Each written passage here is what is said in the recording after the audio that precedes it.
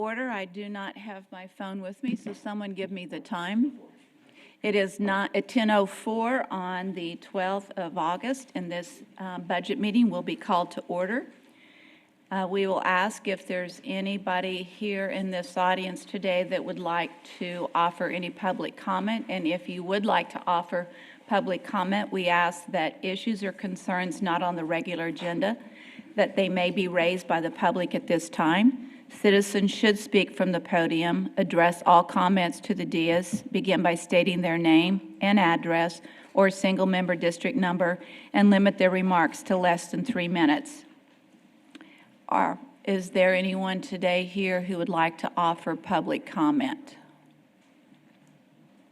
There being none, we will close the public comment portion of this agenda, and we will move into the workshop itinerary, which is Item 3, and we will start with Item 3A, discussion of matters regarding the fiscal year 2021-2022 budget preparation, including but not limited to 1, general fund revenue and expenditures, and 2, other items needing council direction.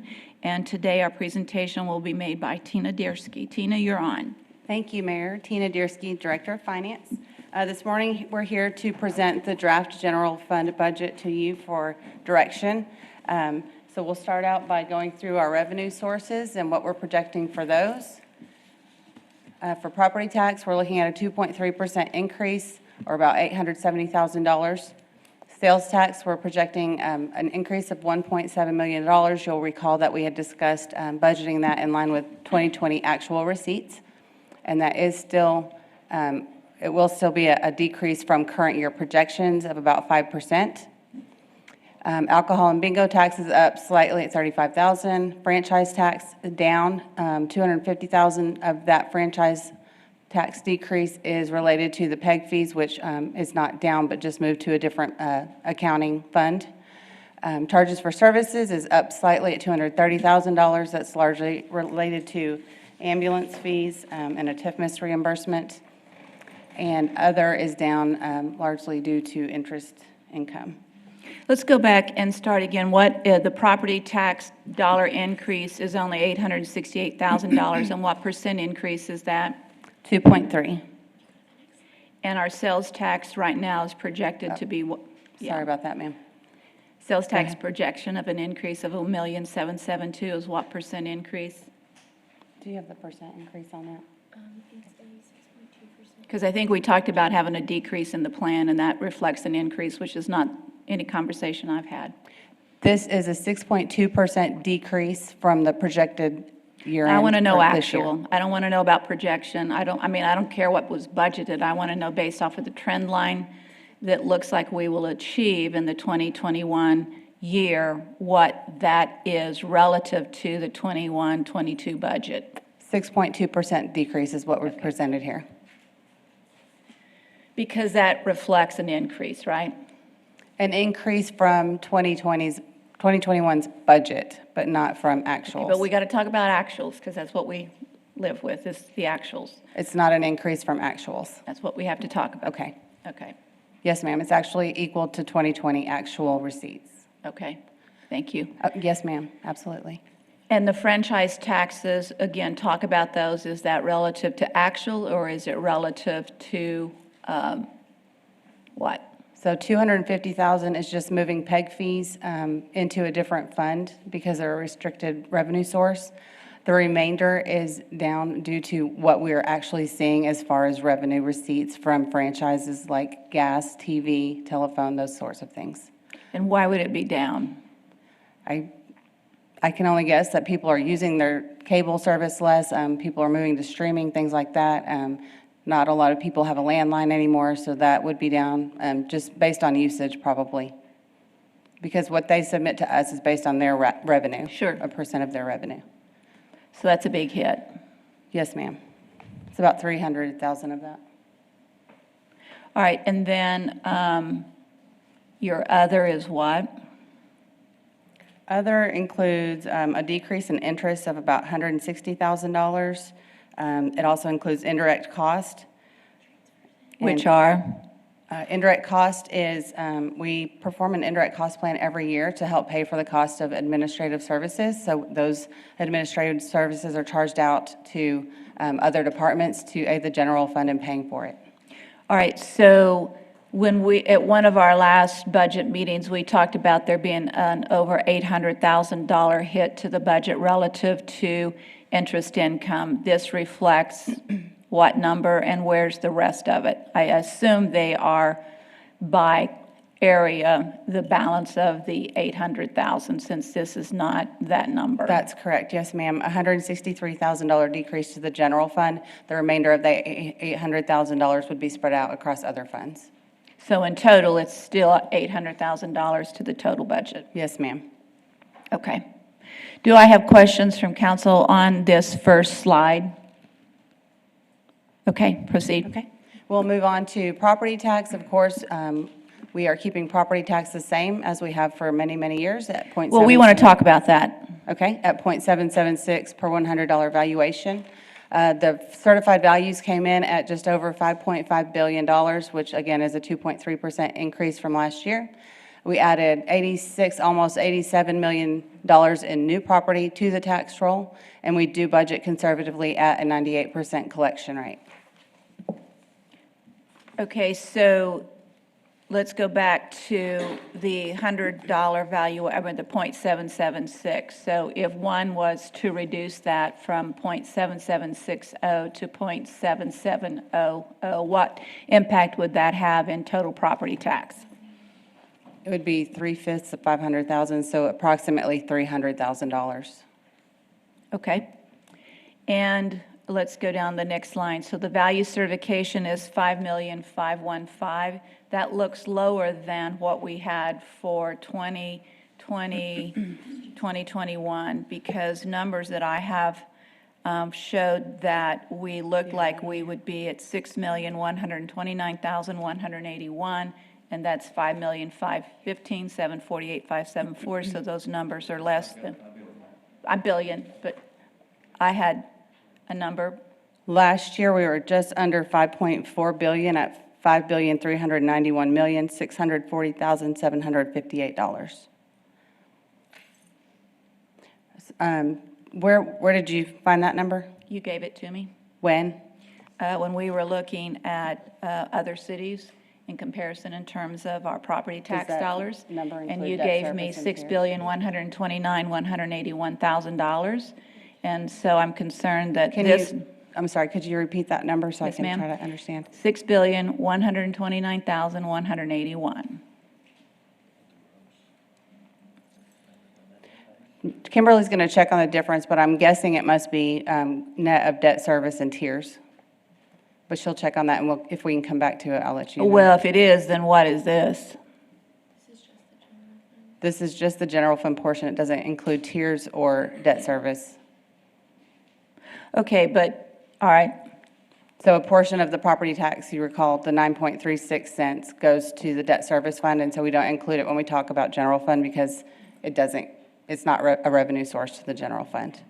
so what is the real valuation of property tax dollars in total? And then I want to see the change from the big number and all the things that impact the total property tax dollars relative. Okay.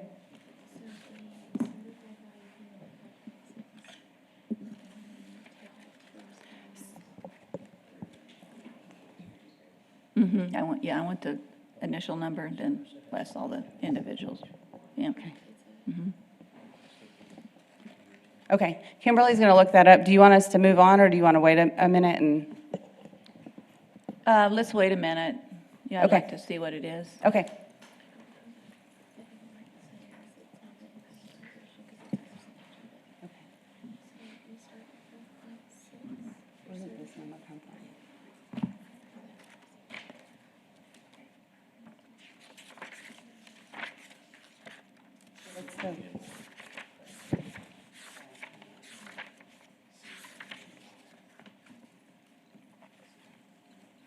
It's a big jump.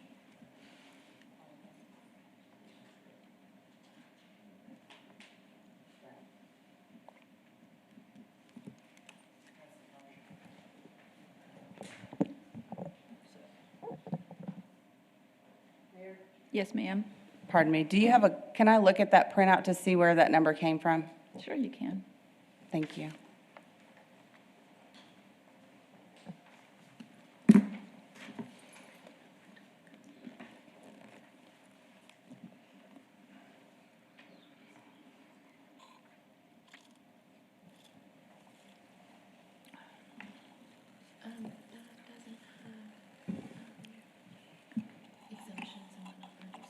So these are gross values. Yes. And this is,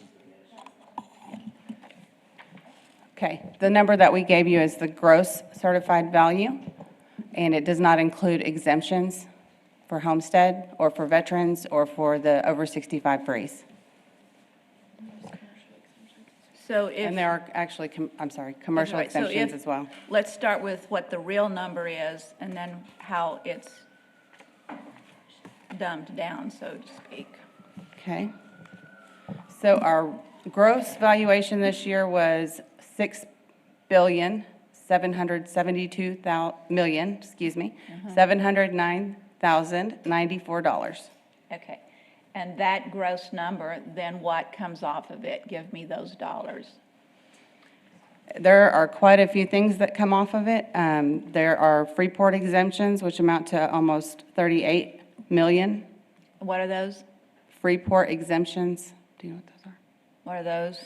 They're a commercial exemption. I'm not sure exactly what type of industry that is. This comes from the appraisal district. Okay, but. would you like we're- a copy? Well, yeah, I think we need to know, don't you? I think we need Sure. to know what the numbers are. And actually, our new chief appraiser has volunteered to come talk with you as well, if you'd like to invite him to kind of walk through how all of this works at a future meeting too. Well, I think we need to, because one of the greatest concerns people have is their property tax dollars and the valuations and what they're asked to pay. And every year, we have more and more people who go to the board to discuss what their property tax dollars are. It's a big hit to people's lives. So I think we need to understand, from our perspective, tops down, what the valuations really are versus what we end up receiving in our budgets. Sure, and for now, if you'd like, I can give you the gross, all taxable exemptions number, if that would help for now, and that's $762,140,846. So that would come off of that 6.772. And then there's an over 65 freeze loss, pardon me, at $271,108,850.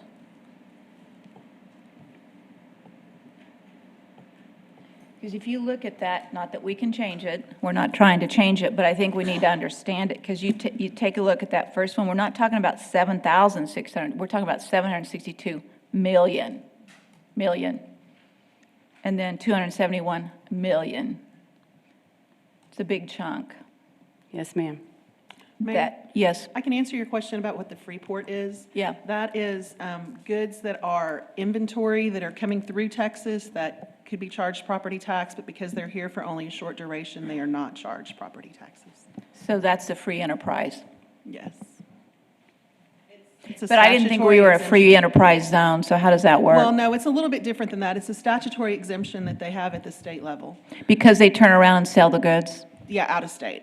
So it's warehouses, those sorts of places, goods come in, they sit here for a period of time. And I Yeah. think there's a limit on the number of days that it There stays is a here. limit on number of days, and basically, if it goes underneath that limit, it's not included in there. That's Yeah. why the exemption's there, so.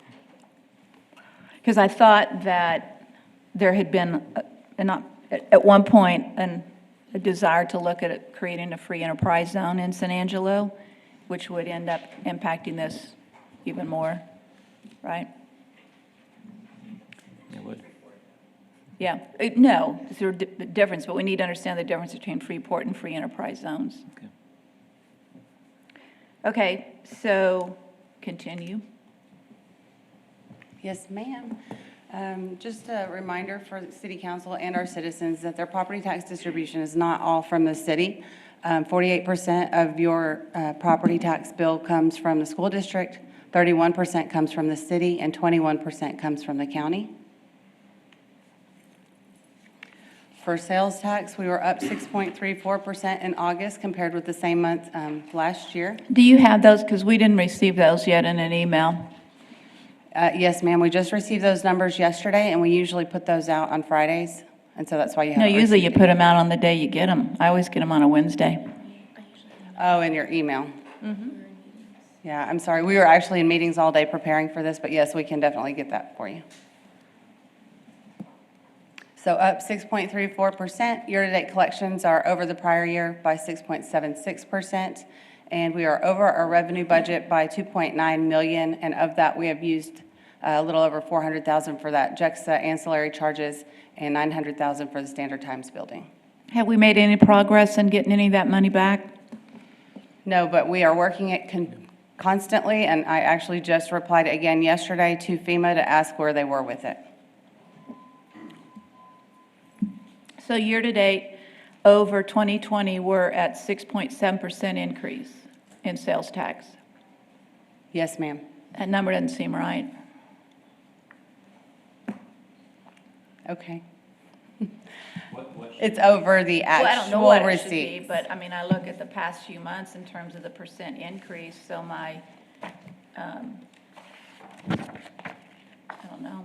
Collections are collections, though. You got to make sure that you address it. Yeah, and I think that seeing the larger increases that we've seen in percentage, on a percentage basis, those percentages are over last year, which the month might have been down. And so it may look like it's a bigger jump than it is, but overall, the year-to-date collections are up 6.76%. And truly, in 2020, we didn't see a lot of decreases, so I don't think this number's correct. I mean, I know that, so. Okay.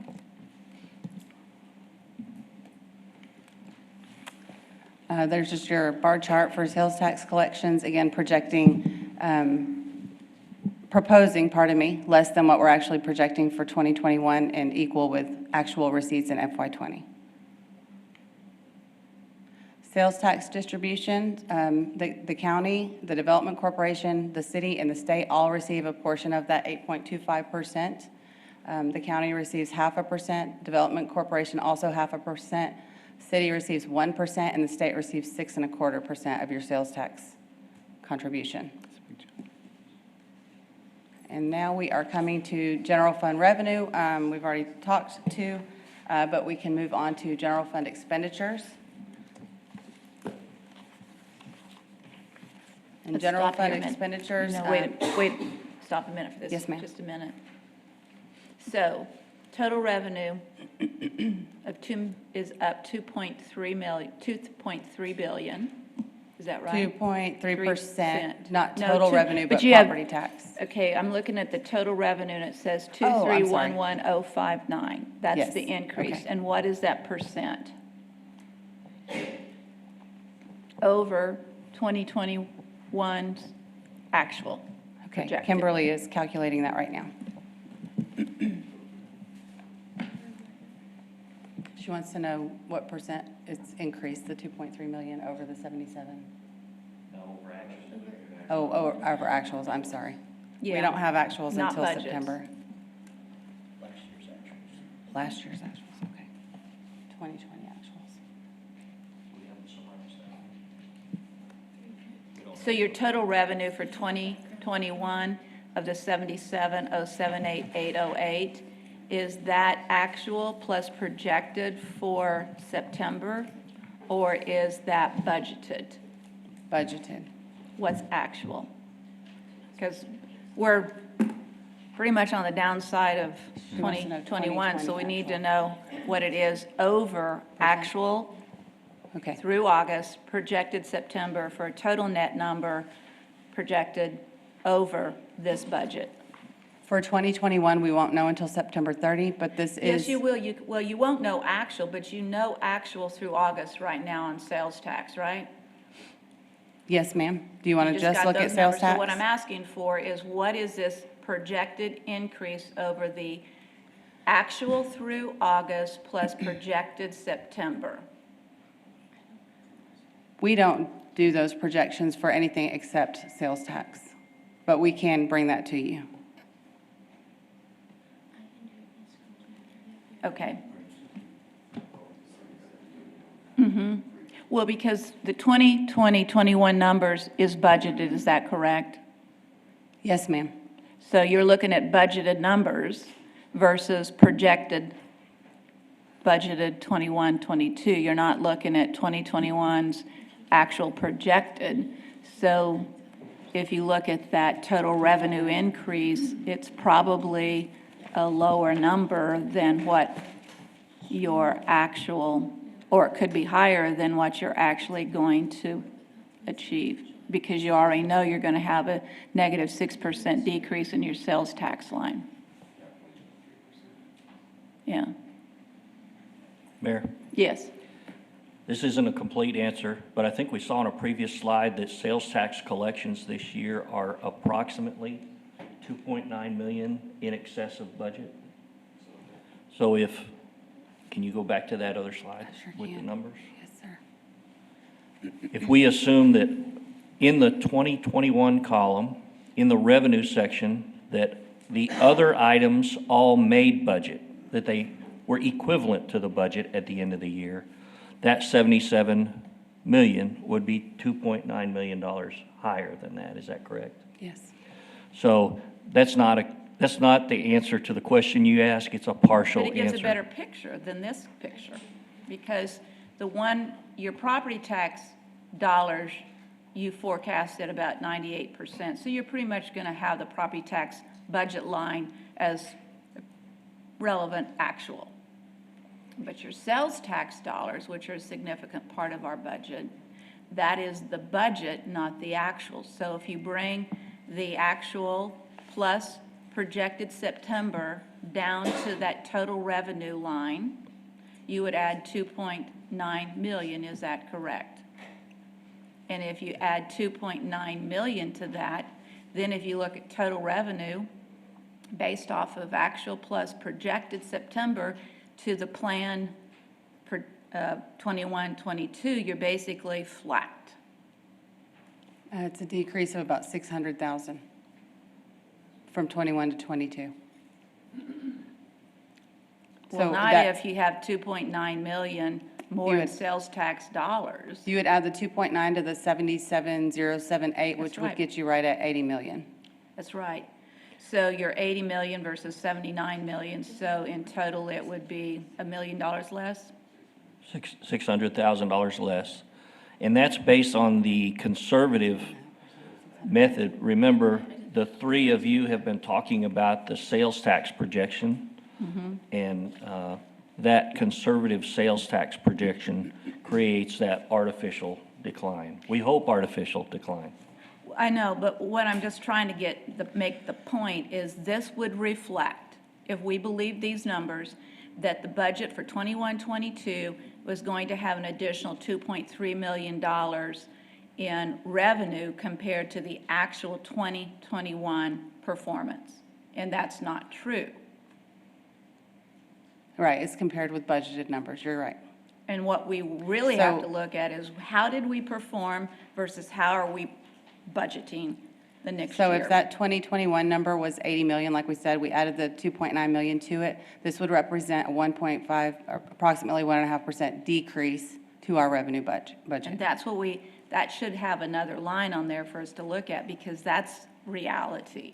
This is not reality. Well, the sales tax number in the 21-22 column is also low based on the trend. I know, so here we are talking about what we want in a 21-22 budget, and yet we're looking at a slide that's not reflective of actual plus projected versus, Well, we intentionally budget sales tax low because we want to be conservative and it's not a reliable revenue source. yes, and I agree with that 100%. 100%, that's the way I think we need to plan, but we're also looking at a slide that's not reflective of that. If everyone's looking at these numbers, and you look at it and you go, your 2021 is a budgeted number, we're 10 months, almost 11 months into the new year, and we're still using budget, and we know that the budget is not what actual, and we know what actual is, pretty much, because we're 11 months into it. If we were to project sales Yes. tax Just- in a, Harry, go I'm ahead. sorry, And I'll take another approach. since I budgeted for a major corporation for a number of years, probably should have had 3 columns. You should have had a budgeted column for 2021, actual plus projected, and a budgeted number for 21, 22. It's exactly what I've been Those saying, particular Harry. numbers, and that's the way I think we could resolve all of those things. And we can certainly do that in future presentations. This is the way that we have always presented it, so. But that's not a problem. If we needed to add a column, we could. And your background document, We all have that, but I mean, Financial again, summaries, it does have your year-to-date numbers. we do, we have it, but we're talking about budgets for the future year, and the slide should be reflective of this, plus projections, so we look at a real number. These aren't real numbers. They're reflecting a false picture. That's all. Because that's increase. The 21-22 number is not a false picture except for sales tax, which is budgeted ultra-low to be conservative. I got it. It's the 2021 that we're challenging relative to the 21-22 budget, which would be a better reflection of what the real budget is. Because when we start looking at this book in October, what we're going to reflect is the actuals.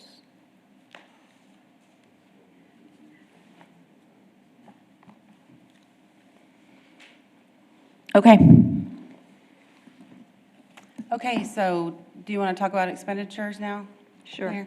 Okay, so personnel is showing up a little over $800,000. That's mostly due to the SAFER grant that will be fully covered by the general fund this year for firefighters. O&M is up slightly at a little over $100,000. Capital down by $263,000. 250 of that is again due to moving the PEG fees out into a restricted fund. And transfers out is down by $282,000. Also related to the SAFER grant. Again, the revenue over or under expenditures is based off of the 21-22 budget. It's not, what we don't have is what that would look like on the actual 2021 actual plus projected. Are you right? talking about the 1.9 million? Mm-hmm. So that is revenue over expenditure based on what we are projecting for the budget. Again, we are budgeting sales tax conservatively, and so we feel like this is a conservative number.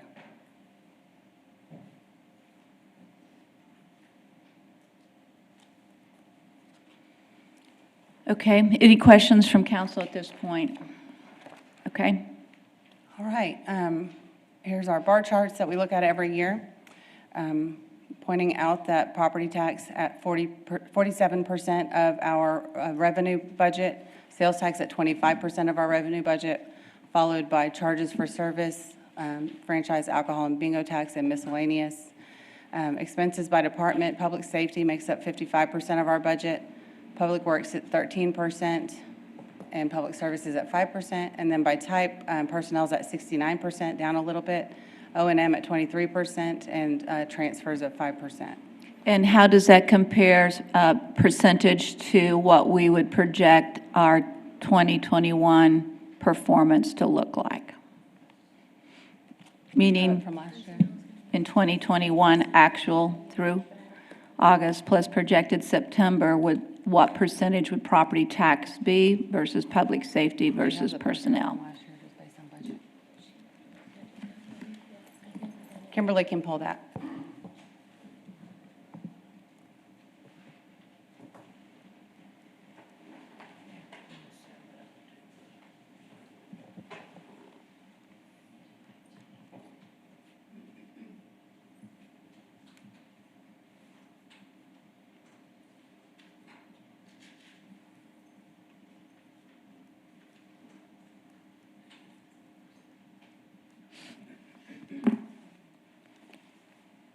And when you do that, you can use your September budget if that's a quicker way to reflect it, but use through August actuals.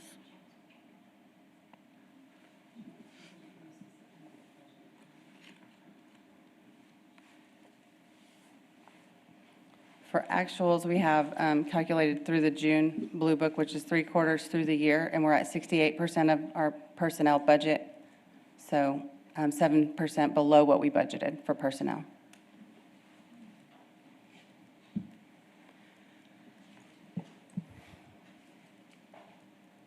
And I'm assuming, Daniel, that's because you put on a hiring freeze when we didn't know what was going on, so it's reflective of maintaining a conservative personnel. It is, ma'am. We did that right before COVID hit. I did put a hiring freeze in place just to make sure that we maintained and stayed in the black rather than go in the red. So that's reflective of that. I've since released that, and of course, at this point, we're trying to hire back some of those positions, though. But yes, that's correct, Mayor. Okay. Thank you.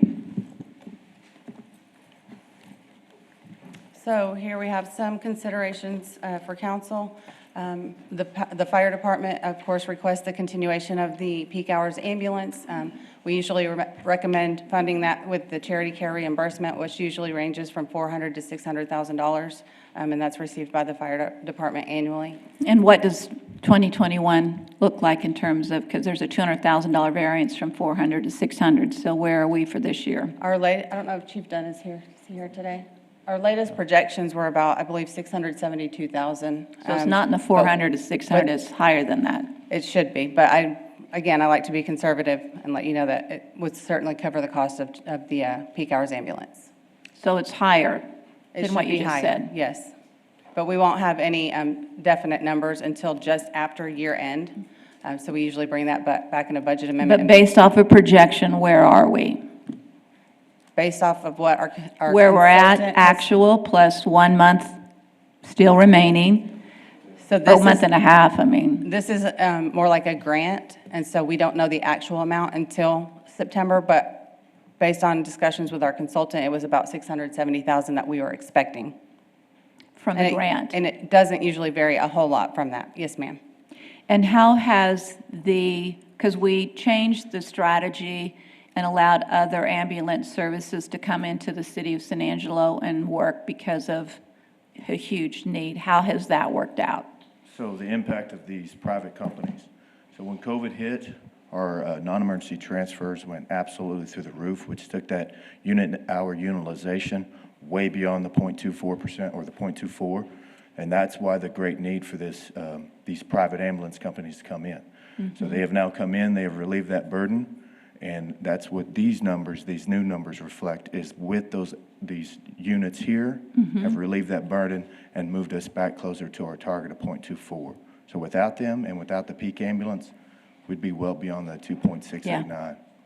So that has helped That tremendously. tremendously helped. There's some issues we're still working out, but it's Okay. helped tremendously. What's the biggest issue?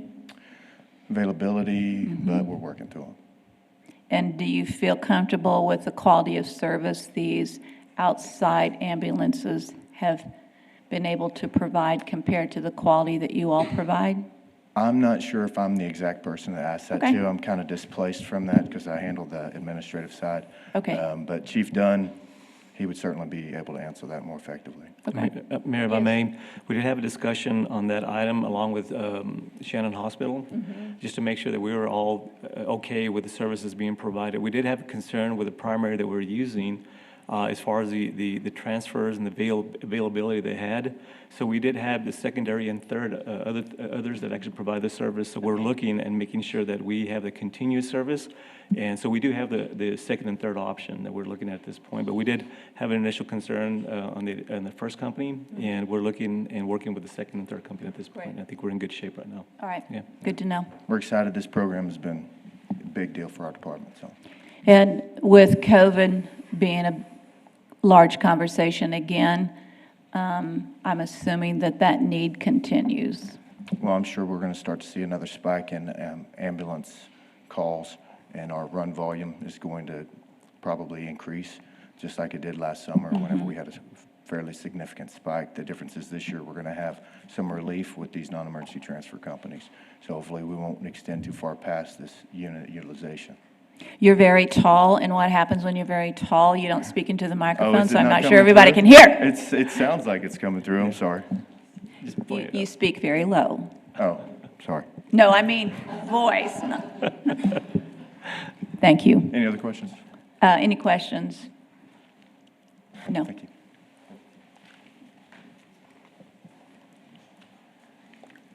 The second consideration we have for council is health insurance. We're seeing two amounts presented here. $67,488 would be the cost of the city for a split increase between the employee and the city. And then $85,984 if the city would pay for the entire cost of the increase, about an $18,000 difference between those two options. And with Any that, questions? at this point, I think we'll have Brian. I'm not sure, Mayor, is Come that up, I something moving believe. forward with salaries, or? No, We had a what? we had a request on salaries as far as postponing, but. No, we're here, we're meeting. Okay, we're ready to present as well, so we're good. Okay. Do you want to sit here or here? Take me a few seconds to get set up. Okay. I don't know if we can break.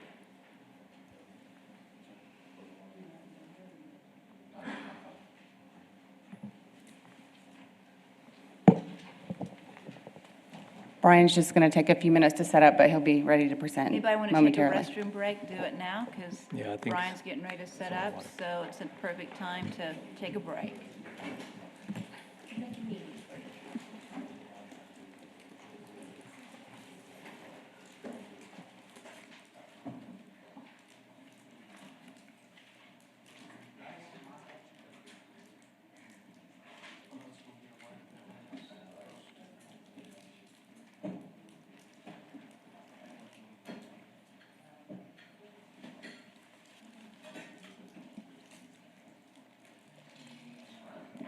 Come here.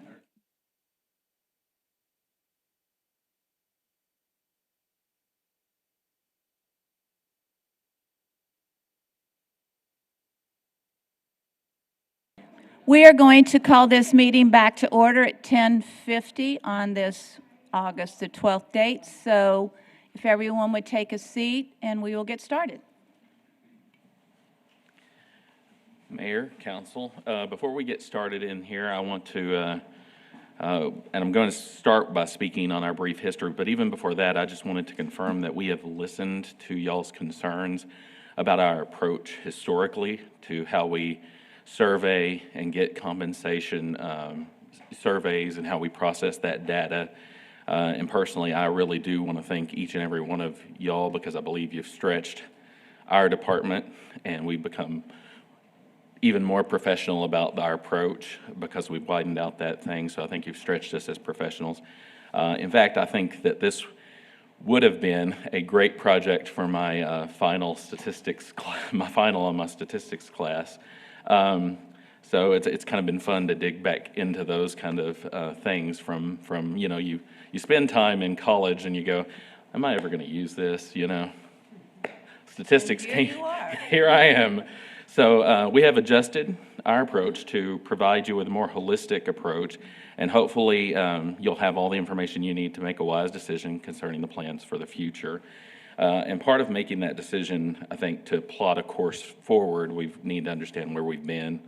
So I'm going to share a brief history with you. In August of 2007, the City Council awarded bid HR 0207 to public sector personnel consultants for the study of our classification compensation plan.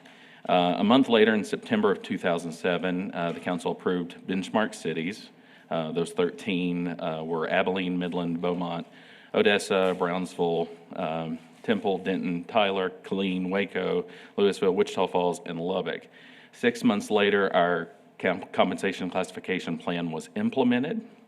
And during the 2017 strategic planning and budgeting process, what we heard from all of you is that we don't want to necessarily just limit ourselves to comparing to those 13 cities because we don't compare well in certain areas and so Well, I forth. think the correct statement is the following: this is the city that we live in. Right. This is the city we've chosen to live in, and what's most relevant is this city, not Right. other cities, but this city, because this is the one in which we collect property tax and sales tax, and we don't do that in any other city. This is the city we live in, so what's relevant is this city. Yes, ma'am, and that's, you'll see in a few slides, that's what I've tried to implement.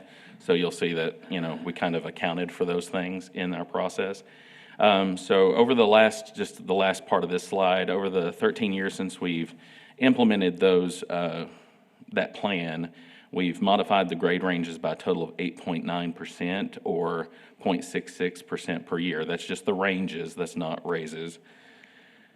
Because And that wouldn't include any promotions, correct? no, that's just the actual structure. We've moved the structure that much. And over those same 13 years, of course, we face, inflationary pressures, particularly in this last 12 months, which is the highest in those 13 years. And in fact, Well, highest but since let's 13 also years. reflect on the fine. There were 2 or 3 years that we've had deflation, Oh, not yes. inflation. So this does not reflect deflation numbers. That might reflect the past 6 months, November on, but it's not relevant to Yes, ma'am. historic. Yes, ma'am, I'm getting to that too. As I was going to say, the last 12 months, we've seen a 13-year high in inflation. It's 5.4%. Gas, you can see some of those things up there. I would just point you to the last one on the list. Bacon going up 8.4% affected me personally. Is that because I like bacon? I mean, is that why that's on there? I don't drink milk, so I mean, I don't really care. It affected me personally, and I just wanted to, make note of that. These are costs, and one of the reasons I wanted to point these out is because there's all kinds of other ones, but gas, natural gas, milk, used cars, clothes, bacon, those are things that we all have to account for. But remember, last year in August, we paid the lowest we've paid for gas in multiple years. So that might be a current number, but it's not reflective of the entire year. Sure, and I'm getting to the 13 years overall too. 13 years since our plan was implemented, inflation has totaled 24.17, which is not high. In fact, it's considered the lowest inflation rate historically, if you take a look at that. Yes, ma'am. It's 1.68% per year, which is quite a bit under our historic inflation. So we do account for a couple of years of deflation in there. And so that's just what's happened over the last 13 years, 24.1%, 17% total. And then as we consider morale, as you all know, as everyone knows, the city has faced many challenges over the last year. I think thanks to conservative leadership, both elected and city management, we've been able to kind of come at those things. We've implemented the hiring freeze that you spoke about a little while ago. We implemented that 1 week before our first positive, and I personally take that as a badge of honor, that we were looking at being conservative. We didn't know what we were facing, and we took those steps earlier than any of the cities in Texas. I think we were probably the first one. I agree. So at the end of July, which is my latest numbers, we had 81 vacant positions still from essentially from whatever we lost, whatever we froze, and trying to hire But back. we haven't started, I mean, we've just started the rehiring piece. Yes, I mean, yes, ma'am, we but- stayed that way because we didn't know what was going on. So it's Sure. not that we're still there because we've tried, it's because we've not attempted to hire until now. Well, yeah, we're about maybe 45 days into it now, so yeah. So, yes, that's true, but just to make you aware of where we are, we're 81 vacant positions currently, or as of the end of July. I haven't checked the last week.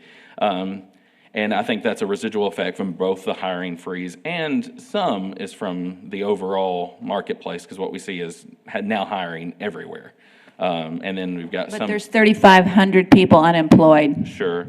And some of those are still receiving enhanced benefits, I believe. So hopefully I know the governor has made some move to remove that, maybe. He has, but they also started the child credit program at the same point in time. So even though the additional unemployment benefits have stopped, the child care benefits have kicked in. So there might And be. that's $300 a child per month. Yes, ma'am.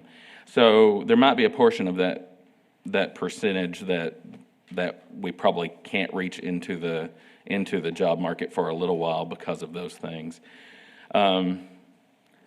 And I believe, we are providing increased services as our community grows.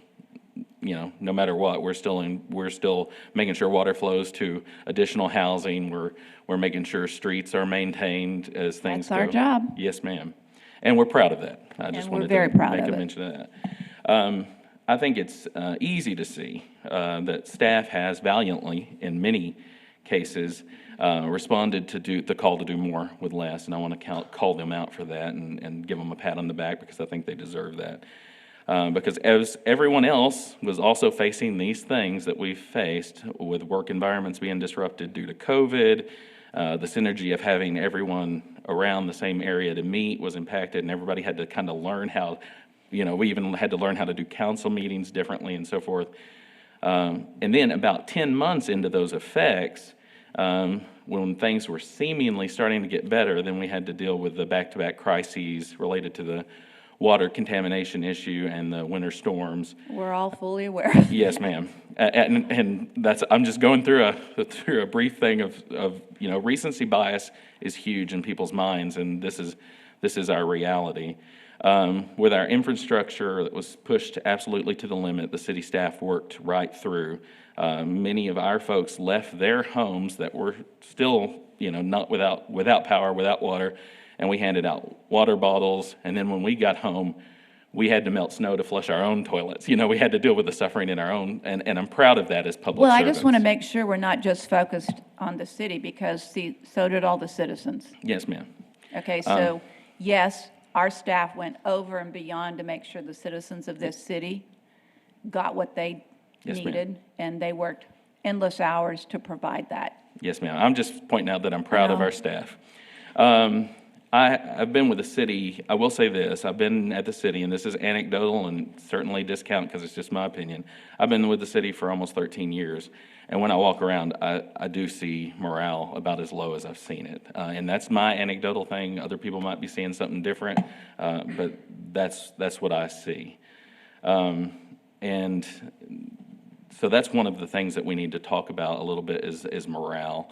And then retention, I think, is another situational consideration for us. Many of the studies that have been done show that the number one thing that employees want and need is not that it's not important. Morale is not just financial.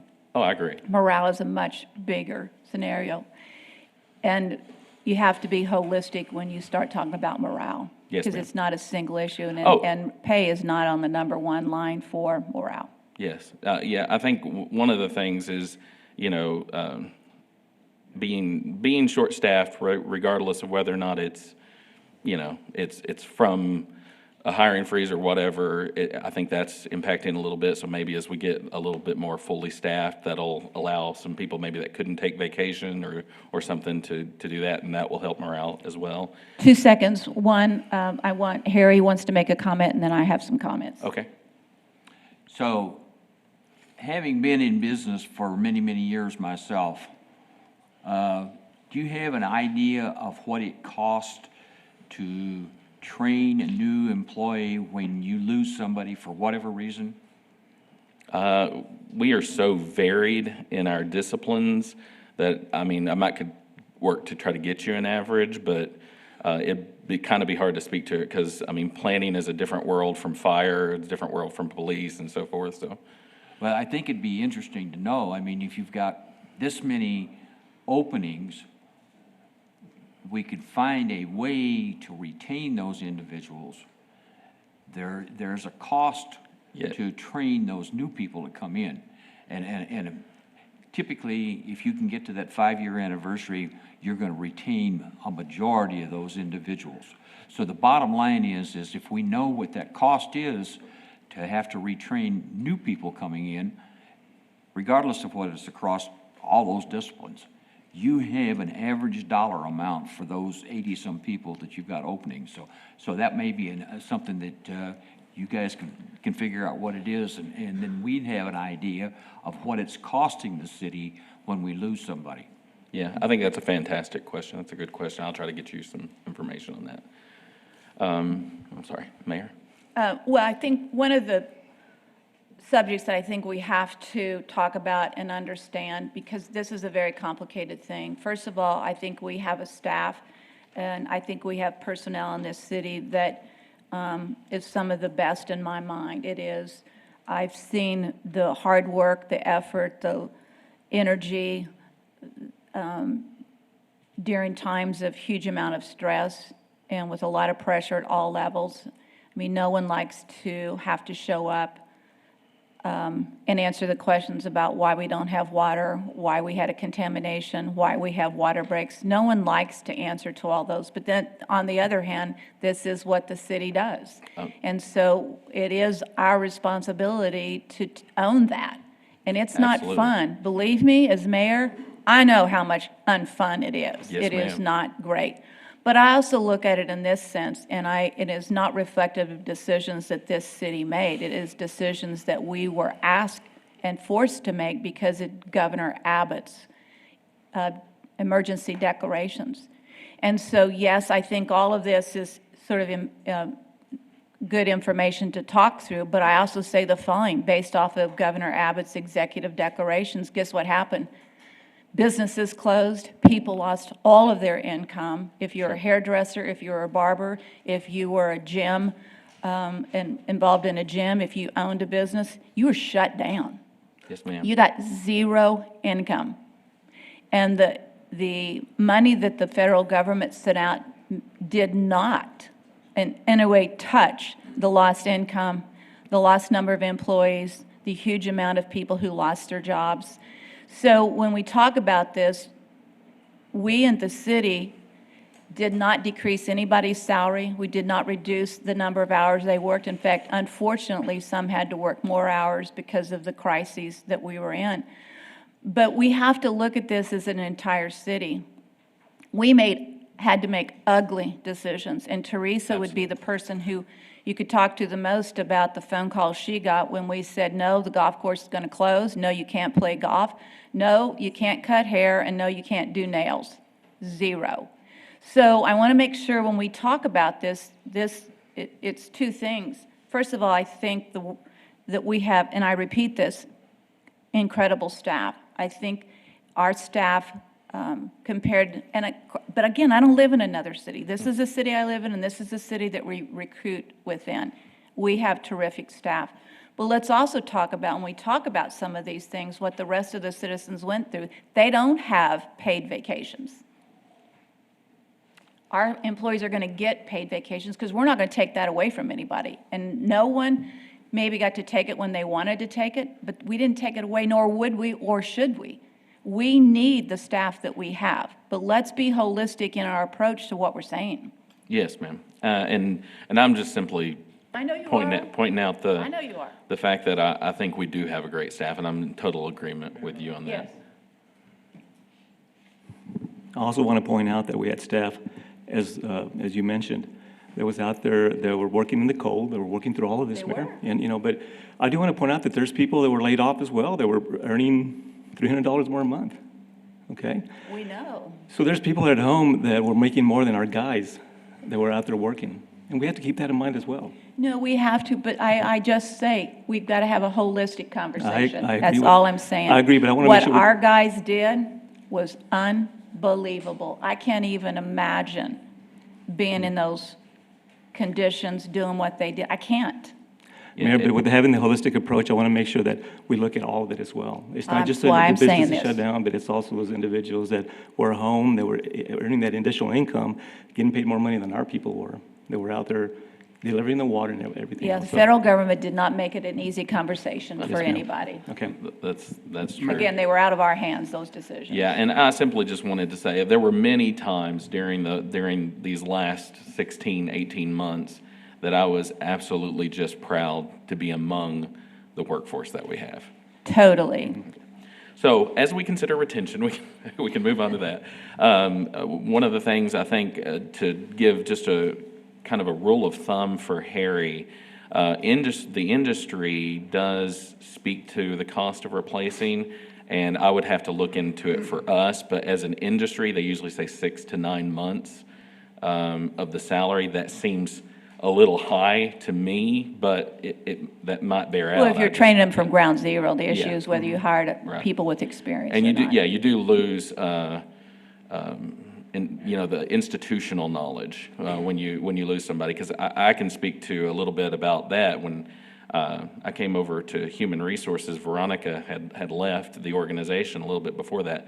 One of my greatest successes, I think, was talking her to come back and getting those 12 years of history back with us, because that's been invaluable to me in that. So there's something to be said. I'm so grateful to have been able to get her to come back and talk her into it.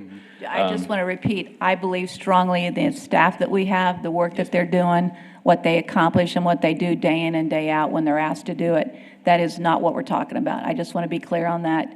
Our staff did miraculous things Yes, this ma'am. past year. Yes, ma'am. So as we consider retention, we understand that the 5-year is very important, particularly for a city employee in TMRS, because at 5 years you're vested. You know, I know that's different in certain areas. I believe with the fire, it's actually 10 years.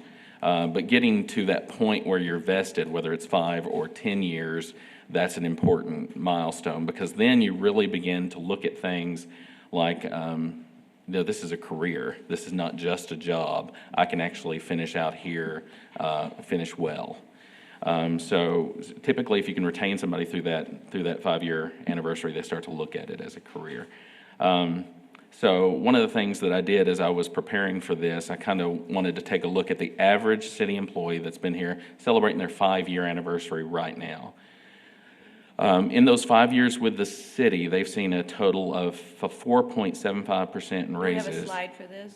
It's just part of my talking point for this, but they've seen a total of 4.75% in raises, or 0.93. That's the average city employee. While CPI inflation over the same 5 years is 12.73. So it just kind of gives you an idea of that. And the average city employee has been working in a short-staffed environment for the last 16 months. So there's something to be said about recency bias, and that's probably affecting morale as well. So next up, our municipality survey approach. As I said, that we had listened to y'all's concerns. We've widened out our survey from the 13 comparable cities that we previously used to 47 cities that range from populations from 50 to 150,000. Now that allows for a better analysis because it has more data points, and anybody that took a statistics class will tell you that, but it still doesn't answer your question of we're not all those cities, we're still San Angelo. And we only have the revenue we have. That's right, yes, ma'am. So, though we've, included the most common job descriptions in that, and we've compared that, we also wanted to hear the other part of that conversation, which was we need to account for tax base and population, so that we can kind of normalize that data to compare as close as we can apples to apples, which is what I heard from you guys over the last 3 years or so. So we do realize that we cannot compete step to step with cities that have a larger tax base. That's life. So I just want to go through a little bit about, we understand that there's a competitive average, and that would be defined as the amount that it would take to protect us against most, if not all, poaching of an employee. Like somebody recruits from outward, that would be a competitive thing. We can't keep up with some of those cities. So there's a normalized average, which is we account for our tax base, we love our community, we think we've got something here, and so we've lowered what would be competitive to what would be normalized based on tax base and population. Yes, Tommy? It just occurred to me, you're talking about the competitive aspect there. While we may not compare ourselves to other cities, it seems to me that in reality, they are our competition, regardless of whether we compare ourselves to them or not. To some degree, I think that's true. And we just, I think, with reality, we might not go out and get the best person for a high-level position because we just might not be able to afford that. And I think we've just got to keep that in our mindset that we're already, because we don't have the same tax base as maybe another city, it's going to be really hard to compete for that very top-level talent. So it's important for us to increase our bench strength. That's one of the things I've preached since I've been here, is try to grow people up in the organization. But there is sometimes a need to hire from without, and we've seen that, exactly what you're saying, Tommy, in the city engineer. I was going to say, Yeah. we've got some positions that are open Yes. that we cannot fill because Yeah, the we city- can't compete. So our competition is other cities. Yeah. Whether or not we use them as a benchmark or not. Or the I think- private sector. I I- mean, it's not just right. other cities, Yeah, it's it's- also the private sector. Yeah, I think And- that's true. The city engineer, for instance, and I might be getting a little ahead of myself here, but city engineer's been open since November. The last two that we lost locally. You know, that's in addition to if somebody was to have poached them, we've lost our last two locally. So To the federal government. one to the federal government, and one to a local engineering firm. Yeah. So, though I know this is, you know, this is that competitive thing, and I know we can't keep step for step, I just wanted y'all to be able to see it. But these are the things that, you know, when you start talking about morale, I think one of the most difficult things that exist as it relates to morale issues is what we go through in a budget session, because in most corporations, it comes from top down and said, this is a percent increase that you're going to have in each of your departments, and you figure out how you're going to spread it. Unfortunately, what we do in the city business Yeah. is Out in the open. out in the open, and that is a huge morale issue. I- If we made a decision in terms of, through the budgeting session, what we were going to do before we ever presented the budgets, it would change morale issues. This is a disgusting way to have to talk about. I agree. It's awful, and it is a morale issue. I wish we could have all employee-related discussions in executive session, but I believe the state won't allow us, if that's still true from my previous world. So, so when we look at the competitive, if we just compare, and again, it is apples to bicycles or whatever the analogy was, because we can't compete step for step. But if we were to get to the point where we could, you know, kind of protect ourselves from poaching, that's what this competitive thing would be, and that's we come out at about 84.36% competitive. But what we don't talk about is cost of living in other cities. What we don't talk about is why some people choose San Angelo, and some of it's because the wife or the husband also have a job here and they're looking for a job. So, Yes. I mean, it's, again. And some of that's on my next slide, ma'am. It's, you know, it's this whole holistic approach to it, and it's not. So again, a warning on this slide is that's the information that's prior to accounting for those determined factors that we talked about to normalize the data. So as we get into the normalized data, when we adjust our survey data to account for the factors of tax base and population for those cities, it results in a pretty large reduction for, you know, that average that we would be competing against. So when we normalize the data set, we jump up to 91.76% of the normalized average, or 8.24% below that normalized average when you account for the tax base and population. So one of the things I heard asking when the presentation was asked for was a plan to address concerns. So I think there is a structural concern. I talked about that early on.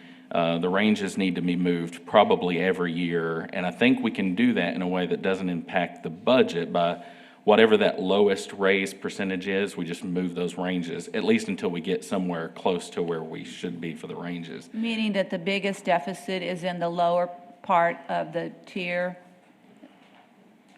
versus the top end? Is that what you're saying? Because otherwise, it's hard to understand when you say ranges need to be moved every year. Is it saying that entry level is the problem?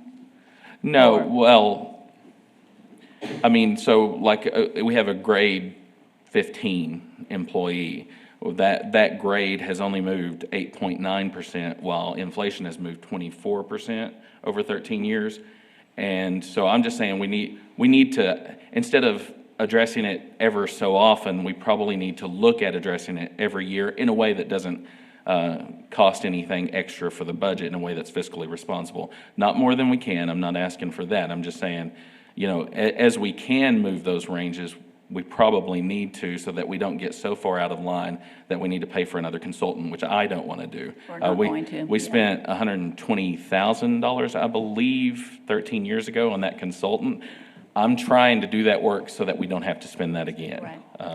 So that's my concern with the structural. It's not a huge issue, and I think we can do it in a way that doesn't impact Because the the other budget. part that you keep referring to is inflation, and no one addresses inflation issues. They either do cost of living and no increases in salaries, or you do increases in salaries. I mean, it's, so I think this whole throwing the inflation thing in there, because you also aren't doing deflation. Sure. So, I mean, Well, that's really. And that 24% does account for the deflation in that time. And I'm just throwing that out as a number because, I mean, I don't know, we could pick a number out of the air, but that was the best thing that I could kind of go by. And even if we cut that in half, we haven't moved even that. So it's just a structural concern that I think, I just don't want us to get into a place where we have to pay a consultant to come in, or I want to try to maintain that. That money can be better spent on employees. Yes, as we can afford it, we need to move those ranges just to try to keep up with what we're seeing. And then there's the normalized concern. As I said, we're 91.76% below that normalized average. And what we're seeing from those cities is they're planning on an average of about a 4% increase. It ranges from 3 to 5. Now, none of those budgets have been approved, so we don't know exactly what they are. But when we ask, we're hearing between 3 and 5, and it usually hits right around 4. I've looked at the budgets that have been presented in Abilene, Lubbock, and Midland, and they're all in the 3%, just Yeah. FYI. Yeah. So then there's the retention concern, that 5-year mark and moving from a job to a career. And to increase the retention, I think it's really vitally important that we expand the loyalty pay to all city employees, not in addition to the raise, but as part of whatever raise, or maybe all of that raise. Describe that. Currently, there's a loyalty pay that is there to try to retain both fire and police. I would just like to expand that same program to city employees so that we don't. Does any city do that? Yes. I'm not yes. aware of any city in our region that does that. Yes, ma'am. I think Bront actually just approved it just like Who? a little while. Yeah, exactly. Who? Bront. Who, where, yeah, Yeah. okay. Yeah. But it is something that cities do. I mean, cities have so many different approaches to this. It's kind of hard to pin it down. There's longevity, there's loyalty, there's, I mean, some have steps all across the board. I mean, it's just kind of all over the place. But yes, there are cities who do have loyalty pay. And what they're trying to do is increase that retention so we don't have that cost of turnover and the problem with turnover. And so I'll give you a warning about this next slide. It's a bit of a sticker shock, but we're just going back to look at the competitive, and then I'm going to skip it real quick. That competitive, if we wanted to be competitive, that would be a huge number. That's just the general fund alone, and obviously that's not even remotely a possibility, so I'm going to skip that one real quick, unless y'all want me to go back to it, and we'll go back to that normalized. Go back and, if I'm the only one, so be it, go back and just talk through that briefly, just for my understanding, Brian. Again, if we wanted to be competitive against being poached, essentially, from, losing people to anywhere else, that's Every company, every city, I mean, you can't Yeah, right. stop poaching. Right. I mean, that's not even a realistic conversation, because if husband gets a great job in another city, wife and children are going to go. I mean, Yes, ma'am. you can't stop poaching. It's like you can't stop Lowe's from poaching from Home Depot. Right. It's going to happen. It's why Saks recruits from Neiman Marcus. I mean, this is what happens. You can't be in the conversation of how you stop it. It happens. And that's the reason I was just going to skip the slide, is because I know that that's not a realistic conversation. Just trying to provide all the information that I have to you guys. Again, I wish it wasn't necessarily an open session. I'd rather be able to do it differently, but laws wouldn't allow for that, so I'll stick within the law. The normalized need, when we talk about that, we also know that that's probably not a likely number there at the bottom. And I got, there's a error on this slide. It's actually about 2.5% to utilize, to implement loyalty pay. So it should be 5.74, but obviously we're not doing this one anyway, and I've corrected that on the other slides. So we see that normalized need. That's a real need, and I think I would really be negligent if I don't at least show y'all that's where we are compared to when we adjust for tax base. That's the reality of our situation. When you talk about tax base, are you doing a combination of sales tax and property tax? Yes, ma'am. Because when I take a look at numbers, okay, for example, Abilene, if you combine their tax base plus their sales tax base, they're 68% higher in revenue. Okay, Right. if you compare it to Midland, they're 101% higher than we are. If you compare it to Odessa, they're 63% higher than we are. Right. And so I've adjusted those things. So I've added the sales tax and property tax just like that, but also accounted for population because they're providing. They also have to have more people to serve their communities if they're quite a bit larger than us. And so what I've done is I've come up with a per capita so that we can compare apples to apples as best we can, and that's what caused that reduction. So though we know that's the reality, we also know that that's not possible within any given year. And so what I've tried to do is put together some sort of plan.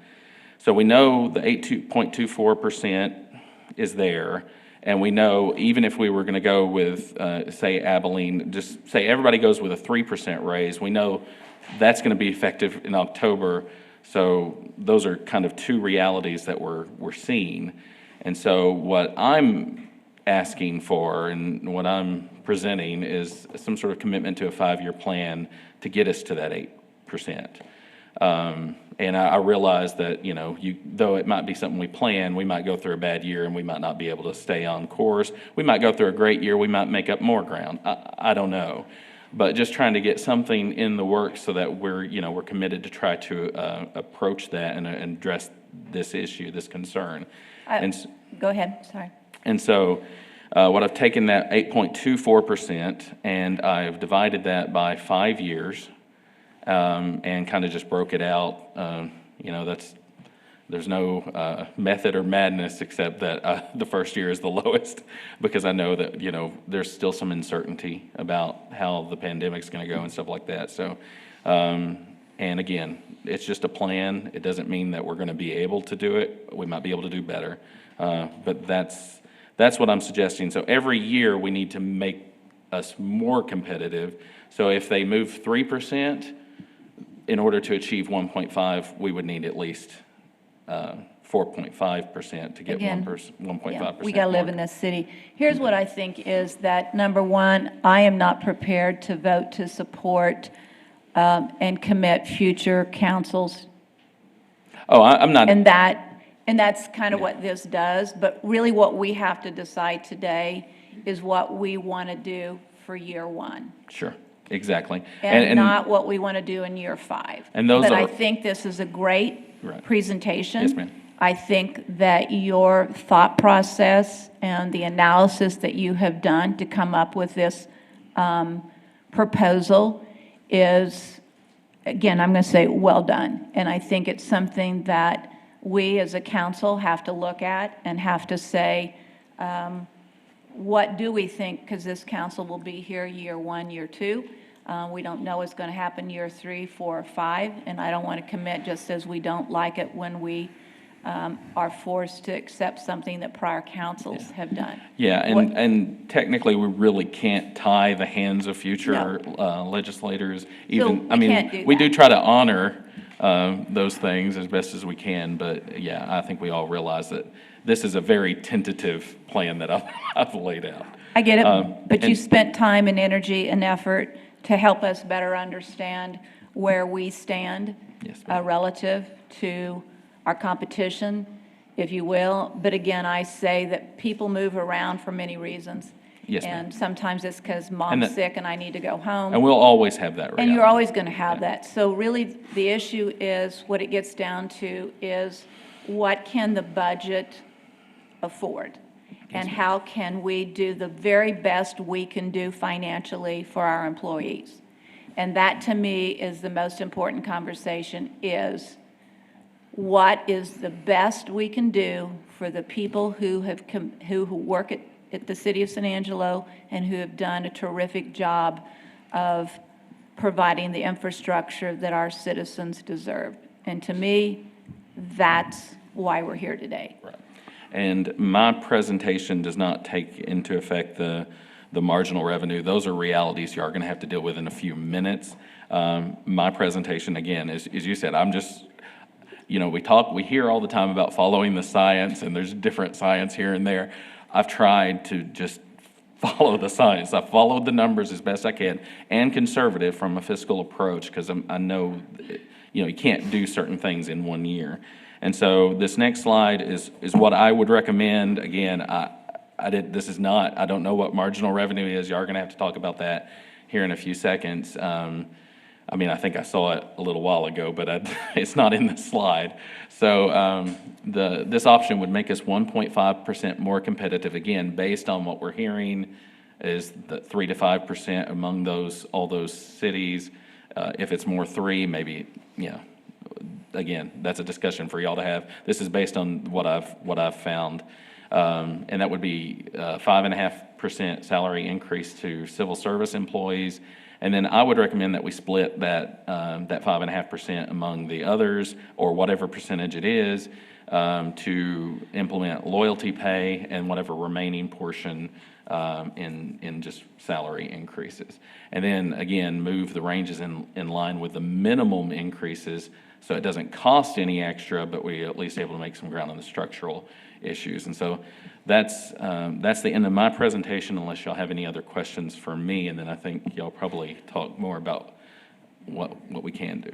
Tommy has, Brian, let's just say we did nothing whatsoever. It's a compound effect in my mind if we, I'm going to say, continue to kick the can down the road. So can you talk a little bit about, to me, I see a need to do this. Candidly, I see an urgency to do this because of we're only going to get, I'm going to say, deeper in that hole we're in. Can you put a little more flesh on that? I think if we're not careful, we train ourselves at not paying. what we train ourselves to do is to make sure we take care of our employees the best we can. Right. And that is because you can only provide Within our quality means. service. Absolutely, within our if you means. have good staff. And so what we have to do is to train ourselves to live within a budget, Yes. take care of our employees the best that we can, and make sure that we are not trying to do things on the cheap, but to do things based off of what we can afford to do. And it's all about financial. And so what I've tried to do, and I hope you see that, is I do feel the urgency that you're talking about, but I also see the fiscal, situation. And so I've tried to kind of strike a 5-year, again, I don't know what y'all will finally decide on, but this would be my recommendation based on the numbers, and I think I would not be doing y'all service as your HR director unless I presented what I found and in a conservative fiscal approach, which is what I'm trying to do. I would request right here, right now, I think I have one more budget, whatever, depending on whether I would run again or not. But I would appreciate you coming back to us with this type presentation in our budget process. I know we can't commit future councils, I realize that, but I would appreciate this type presentation on an ongoing basis. I've laid the groundwork where it can be easier. It took me, because I kind of switched stream after some of the discussion that was had in the council that requested this. I've kind of laid the groundwork to be able to do this in future years. And I've looked at it from so many angles that, like I said, I think it would have really done well as a finalist in the statistics class. Harry has something to say. Yeah, well, first of all, I want to say thank you. I really appreciate the approach that you took on this. And as the mayor said, I don't think there's anybody up here that doesn't want to do everything we can do for the employees of the city of San Angelo. We have got top-notch employees in every position. And everybody's heard me say this before. I appreciate what the men and women in blue do, firefighters, but we got to take care of those people that are in the ditch, those people that are making sure that our water is fit to drink, all of those other things. So I want to do what we can do, but we got to do it within budget constraints. So whatever that number is, we got 2.19 right here on the last slide that you had. If that's available, then I certainly want to see where we are with it and get to where we can be. Well, I think the big issue is, number one is when you're living with a budget, you're living with the unknowns. And what you don't want to do is get committed up to the ultimate last dollar that you have, because what you can't do is if you don't make your sales tax revenue, you can't take away salaries, and nor should you even consider it. So the issue is you don't want to spend the last dollar you have and not have flexibility in the budget. Tom, you're on. Did you have anything? I don't know if you've been able to listen in or hear, or whether you've just joined us. I've been on for about the past 15 minutes, and I'm listening to both sides of this. I missed some key parts at the very front, and I apologize for that. But I'm kind of with Hebert. I would love to see something coming back in with what we've talked about, taking care of those core ones up front. Brenda, you and I have talked about, how do we judge those? And we just don't want everybody to check a box. But this is key for us to keeping our most important people here. And it's very relevant for us right now. So I've said what I'm going to say on this one. I need to go back and watch some more, but I'm good for right now, Ms. Brenda. All right, thank you. All right, so what is it that we need to do today? Y'all done with me? We are.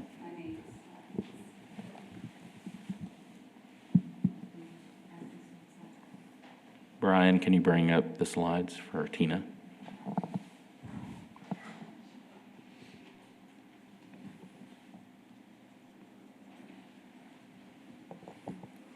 So the main goal of the general fund budget workshop is to get direction from council on what to bring back in the budget ordinance when we introduce it on September 9th, and then adopt it on September 21st. And so some items for consideration are how we want to move forward with using marginal revenue. We have created a couple of options, and we can certainly create more options, but these are based on what we knew of Brian's presentation and what his recommendation was, and we were trying to get as close as we could to his recommendation within, as you said, Mayor, the dollar amount that we have available. So first of all, marginal revenue is just over $1.9 million. Projecting that at sales tax at a 5% decrease from fiscal year 21 gives you another $259,000. And then, of course, all of those amounts that it would cost for employee raises. The first option considers 5% for police and fire, with 1.75% for other city employees, and then incorporating that loyalty pay as well.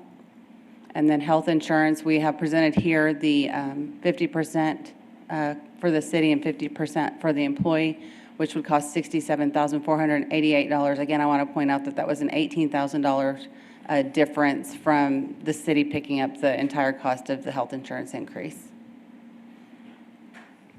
In option two, same, of course, for marginal revenue and sales tax, and then that would be considering a 5% raise for police and fire, a 4% raise for other city employees, and not implementing the loyalty pay as Brian has recommended.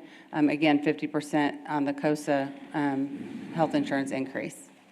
So You know, those one are of the things, and you can continue, but I think that all of us would prefer a much longer conversation about something new called loyalty pay for all employees. That was a presentation. We really didn't dive into it.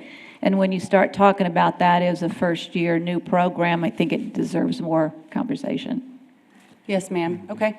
So that's why we presented also an option without that, just we didn't know what your direction or, which way you'd want to head with that. So these are the two options, again, that we created. Kimberly does have the spreadsheet pulled up here, so if we need to look at some other options, we can. And I'll go back to, so this was the one with loyalty pay, again, 5%, 1.75%, and loyalty pay versus 5, and 4% for salary increases.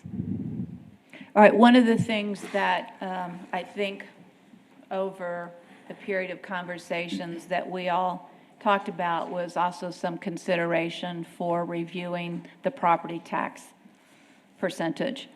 And this is reflective of maintaining that same property tax percentage. So, the first thing we have to do is decide if we're all going to sign off on that property tax number. Are you talking about the .776 tax rate? I am. Okay.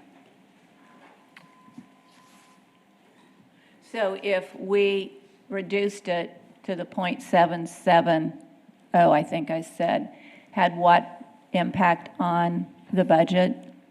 It's about approximately $300,000, just doing the rough math in my head, but, because that's about 0.6 cents of 500,000, so. Because that's one of the things that I think we want to talk about and discuss. And perhaps today's not the day that we finalize it, but if we don't finalize that conversation and talk further about it, we can't talk about this stuff. Mayor, So, I'm good yes. with leaving it at 776. It's been, however long it's been there, I'm good with leaving it at 776. I'm also good to leave it at 776. I'm not. So.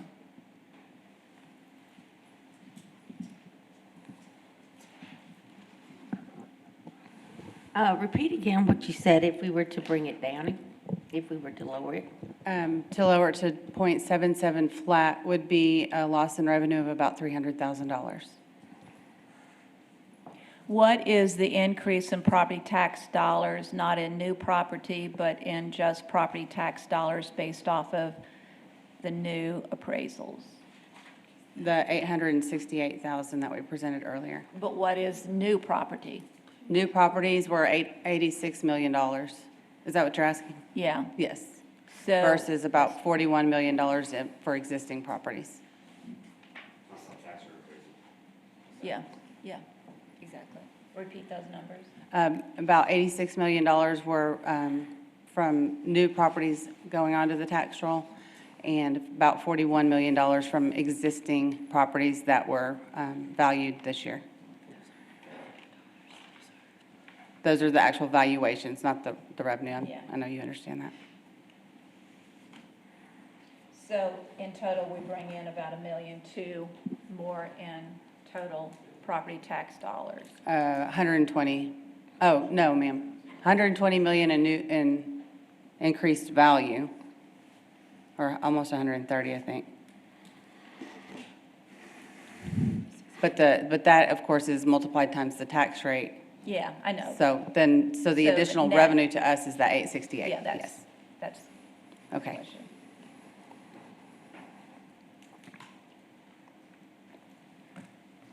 I'm going to ask that we take a break right now.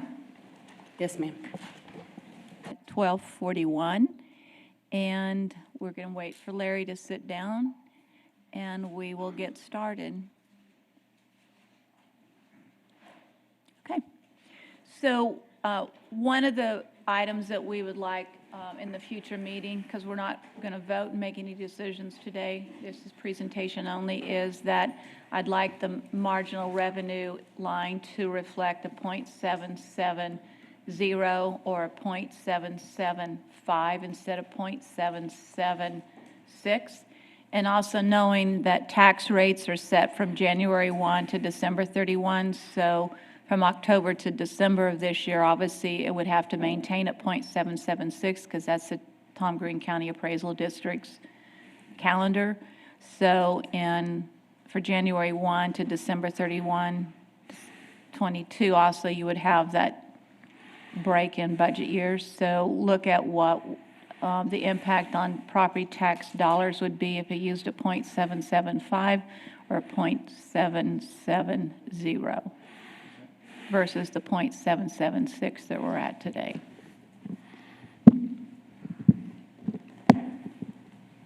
Does that make sense? Because you're not going to get a full year. I mean, you get a full year from the tax appraisal, it's partial. So the tax rate is set, oh, I'm sorry, Kimberly Hawley, Budget Manager. The tax rate will be whatever we set the ordinance at on January 1st. That's when they'll do the tax bills. So even though we change, their calendar year is different than ours, there's no financial impact. I know, but it would be in our 2022 budget, 22-23 budget. We'll project it on whatever y'all set the tax rate at. And when's the last date that we have to make a decision on the tax rate? We'll have our tax hearing on the September 9th council meeting, and it would have its final approval on the September 21st meeting. All right, so how do we see what that impact is today? Do you have the chart set up so you can change that number and it reprojects for you? Are you still talking about the .006 decrease to the tax rate? Well, I've said I'd like to see two numbers, what was the other one? .775 versus current, which is .776, and then a .770 versus a .776. So she did already do the .006 decrease, and that Okay. equated to 324,000? So you've done that number, so we know that number for sure. Yes, ma'am. But then the question mark is, so that's 324,000. That would be, again, because the calendar year, our fiscal year is different than the calendar year. So is that 324,000 as if it impacted the full 12 months of the budget versus the 12 months of the tax appraisals calendar? Typically, we collect most of our property tax revenue before October. So I wouldn't think there would be, I mean, I think it would be it is a full year, though, yes. Well, yeah, it is a full year in terms of the tax appraisals calendar, because they appraise it January to December Right. 31st. So that But our tax rate budget would year- take effect January 1. Yeah. And by September, the end of our fiscal year, typically, we've collected all of our property tax revenue for that year. Right. Does that make sense? Go ahead, Michael. That's not what she's asking. She's asking calendar year versus fiscal year. And the taxes have their full impact. In other words, it wouldn't be just a partial impact. It would have the full impact of the 324. Sure, yes, it would. Absolutely. But that was a good question. So that would have the full impact of 2022, our budget year, because it ends in Yes, ma'am. September 30th. But it would then have an impact on your 2022-2023 budget, Go ahead. which we're not discussing today, but. That budget would have whatever tax rate you approved, and it would have its full impact there. There is no overlap between the two fiscal years. The tax burden for taxpayers in our next fiscal year is that amount that's set. I know, that's what I'm saying. So with it at .776 right now, in this budgeted conversation that we're talking about, the full .776, if we left it at that, but I'm sorry, if we change it to .775, for example, it would impact this budget because of that rolling into the 2022 year. There is no difference in this, for this revenue stream, the difference between the fiscal year and the property tax year, there is no difference. Taxes are due in February and generally collected by September, but they're collected. I know, but this budget is from October 1 through September 30th. If we change the budgeted rate to be .77, I'm just throwing a number out, let's just say .770. When does that impact the budget revenue line? That's the way to ask it, I On day guess. one, Which month? October. What you're suggesting is that people who pay their property taxes for next year, who pay before December 31st or before January 1st, would pay the old rate, and that's not the case. Whenever you pay for that year, the levy has its impact for that entire year. I know. So if we changed it today and people have already, but our new budget doesn't go into effect till October, people have already paid by September of this year, would not be impacted by the rate change in terms of what they pay this September. It would affect the budget Oh. cycle of 22, 23. That's why I say it. She raises a good point, is the effective date of a rate change. If we were talking about ambulance fees, you could determine that date. Since we're talking about property taxes, that process is locked up in state statutes, and we step through a very rigid process to determine that rate, and so there's not a split in the middle of the year. So, again, my question would be, if we changed it to .770 when we voted on September the 9th, what impact in what year would that be reflective? $324,000 in the 21-22 budget year. Regardless of the fact that this budget year doesn't start till October. And you said You're most of correct. the revenue you collect is in September, by September. If we vote 770, it would be 324 in the budget year 22, 23. No, 21, 22. It starts October 1, so that Okay. affects the budget year coming up.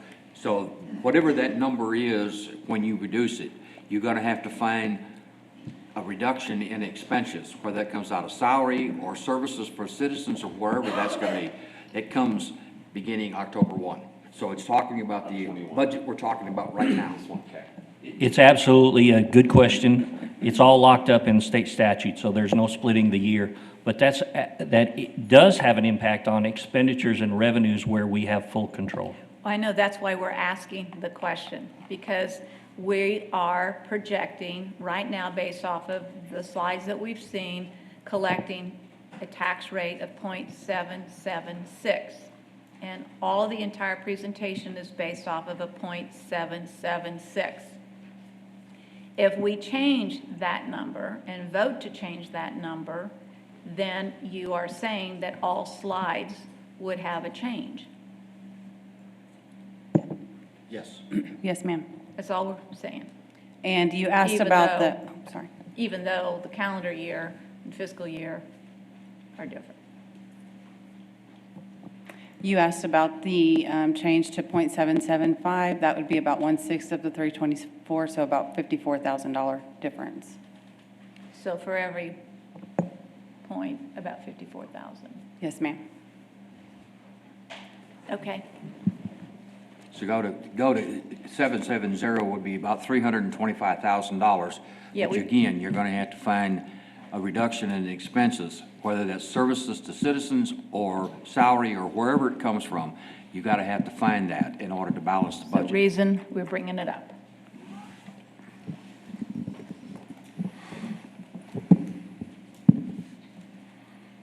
Okay, so where are we? Update us in terms of what's, all right, so right now we have two options, and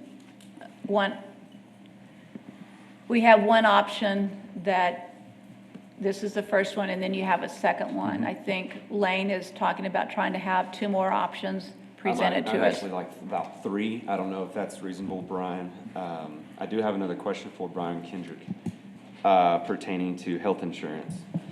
When we have compared in the last 5 years to our sister cities, have we taken into account of whether they have picked up the entire 100% increase of health insurance compared to us, because I know we have, or have they passed that to the employee, creating a little bit more of a revenue stream to funnel over to the salaries? So what we typically, one of the things that you've I guess you've got to kind of say from the outset is not every city is self-insured. Is what? Not It's self-insured. Self-insured? Oh. Yeah. So how do you evaluate that when you do these comparisons? Well, I mean, that would be a benefits survey, which we do. But, you know, it's kind of hard to know exactly how their health care plan is laid out, just whether or not they provide it, sort of thing. I will say that what we see typically, whether you're self-insured or not, is I think we're much, and again, I'll kind of pat us all on the back here.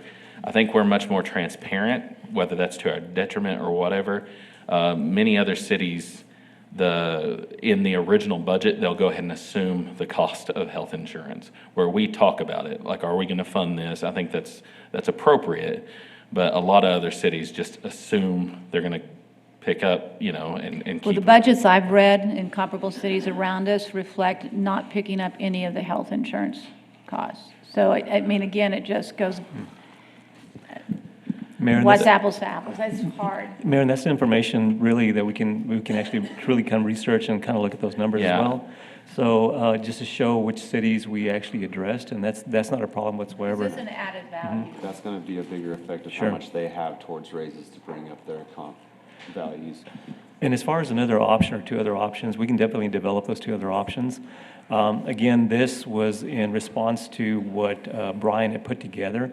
Actually, we were meeting this morning just to kind of get this information together and come up with A lot of work. Yeah, so quite frankly, we can definitely come together, take into consideration what the mayor has said as far as the rate, and look at how we can actually implement an adjustment for staff that we can bring back to y'all, and we can take a closer look at that as well, taking into consideration the issues that y'all brought up. Right, because I know there's a lot of numbers on there that you can play with that can create 5, 6, 7 options, so it's, I think. And I have some other thoughts as clarity. well, you know, I just think I want to make sure we go back. I have some other some thoughts that I want to share with the finance department, see what we can and can't do, and come back and really present a solid option that, you know, that y'all can take a look at and say, hey, this is something that we can definitely support. Okay, And- Tommy, you wanted to say something? Daniel, if, for my benefit, if you would leave at least option 1 and 2 on. We the- definitely- We're not doing away with we're those. We adding. want all the other options Okay. to be Absolutely. looked at. It's not Okay. to eliminate, it's to add to. Absolutely. That's all. Gotcha, okay, thanks. Do we have a timeline as to when we want this back? When do we have to make the- decisions? Well, we have to adopt the budget with the first and second reading in September, so the 9th and the 21st. It'd be preferable for finance and for budget to have some direction to include in that budget for first reading. If we can't do that, then we'll make it work, but obviously, that would be optimal, yes. I realize that, What- need direction on Tuesday. if possible. I'm not sure we will, but are you going to send the information to us over the weekend so that we have it? So The that it's other, not a first look at it on Tuesday? The other option might be to have another workshop I or was gonna say a that. short workshop, just to make those decisions. What about the 24th or the 31st? I'm not here on the 24th. I'm not going to be here on the 31st. I mean, I just, I mean, we've all planned around this. yeah. Okay, so I mean, Maybe prior to that, Mayor, so you leave on the 24th, it's going to be a little bit prior to that? Because we can work the schedule out as far as. to get well, to here's the budget. thing, why can we not have two things? One is, our meeting is Tuesday at 8:30. We could break and come back after lunch. It's not going to be a long city council meeting, so we could actually conclude the city council meeting and go into this, or we could do the reverse. We could go back and relook at some of these issues prior to the city council meeting, and then have the city council meeting. I don't care. Mayor, we'll make it work. Yes. Either or, and We'll it's make it work. probably best to keep the city council meeting at 8:30, because that's what the citizens generally Yeah, expect, yeah. expect, and then we could follow up, but we would want this information over the weekend for us to review. Kimberly has indicated that we could get that to you by tomorrow. Because you do spreadsheet, you just change the numbers. Yes, ma'am. But I Thank have, you for Excel. Mayor, but I do have some other considerations I want to make sure that I meet with them, and I'll You take guys care of do that part that. of it. Okay. Yeah. Now, if I might too clarify, Mayor, Elaine, did you want to identify what options you were looking? Yeah, I would almost say reconsider? as many options that you have for the .776 is what you need to just convert over to the .770, just so you can see those numbered options in the spreadsheet. Okay. if we wanted to, we can always easily calculate the .775 if need be. That's pretty, I think that's fair. But so we can compare those two numbers. And I would probably say maybe play with the health insurance, the 4%, maybe a 2.5 or a 3%, just so we can see these numbers. And for civil service, maybe a 4% to a 5%. For Just so we raises, can, for salary for increase. salary. I'm sorry, for health insurance? Health insurance, whether we, I think both of the slides on option 1 and 2 had Go back to one of those 50/50. slides. Do 50/50 or a complete 100%. Put the 100% in there, Right. Brian, we're talking $18,000. It's $18,000 difference. Yeah, And, you know, one of the things I would say is, you know, part of being self-insured is we have kept these increases pretty low compared to, you know, other people that are not self-insured. And I think we've done a really good job managing those increases over time. So that's one thing I think that has benefited us, is, I mean, overall, an $85,000 increase to, you know, the amount of souls that we're covering is pretty low overall. I think. I mean, I know we have to, I know there's a reality of funding it, but. Well, because the $85,000 is just the increase, you're not looking at the total expense. Right, Yeah. right. But, It's I mean, almost other a people are seeing compounding a much effect. larger increases only when I'm, Yeah. yeah. It's Mayor, almost if like I a could- compounding effect over the past 5 years. Since I've been on, we've, I think, 100% covered it with COSA and never had it a 50/50 or even what I was implying, a 100% employee. See what that would be. I mean, it's minimal when you start looking at it, it's But not times $18,000, but not times 5. And how long will that progress? Because when you start looking at the overall number, Yeah, if it was 100%, total? if it was 100% employees, it would hit some pretty hard. that's what I'm, Yeah. Why we were saying. what I'm Yeah. wondering compared to the other cities that we look at. Right, and I will point you back to, I believe it was my first year when we did, you know, we were able to bid out pharmacy separate from healthcare, which we hadn't done. I believe we gave $200,000 back to the general fund that year, if I'm not mistaken. And so, I think as a net, we're probably flat for the last 3 years. Yeah, that was 3 now years we- ago when you did that, correct? 3 years ago. And we kind of set a new baseline there, which really did help us out, because now we're kind of working off that. Of course, there's some uncertainty in the future, depending on how the bid process goes, so I can't promise this is always going to be the world we live in. But we've done what we can, and we've tried to get as creative as possible to hold down that cost. And there was that one year where we were at, kind of like the deflationary comment, we actually did give some back one year. And that's one thing I'm real proud of, because that's not typically what you see, so. Are we gonna have a full council on Tuesday? No. We can send the options to Tom as well and just kind of review those and kind of, I'll visit with him as well and see what his thoughts are, but. Mayor, could I attempt to answer a part of Lane's question? Absolutely. Yes, I think you asked, what would it look like 100%? On this slide, you can see marginal revenue at 1.9, assume sales tax at a 5% decline, and then spend all that other money. That health insurance at $67,000 with a remainder of $19,000. The difference between going from the 50% health insurance premium strategy to the 100% city paid could be paid by that $19,000. So all that remains in this option is to deal with council's priority associated with the property tax rate. Well, we just need to see it on a screen, so we see it. It's one thing to talk it out loud, it's Yeah. another to see the numbers on a screen. So that's what we want. Okay. Got direction? Well, a lot of numbers pertaining to what property valuation percentage we go on. All right, with that, then I think that concludes this presentation, this meeting today. So I would ask for an adjournment. Mayor, I No? believe we have some people who wanted to speak today. Okay. And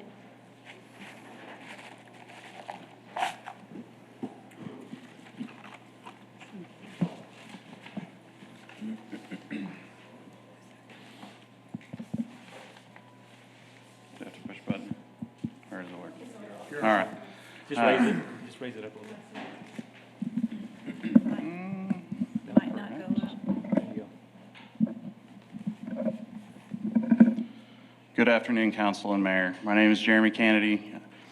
I live in single-member District 6, and I'm also co-president of the San Angelo Police Officers Coalition. I greatly appreciate the effort and outlook that Mr. Kendrick has on the current state of city employees' pay competitiveness and his ideas for the future. I appreciate his work to make a broader comparison of all the cities with population between 50,000 and 150,000.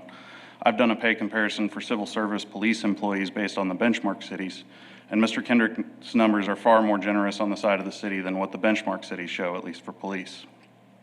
I believe that a comparison among all city employees with the benchmark cities would show the same or a similar comparison to the police department.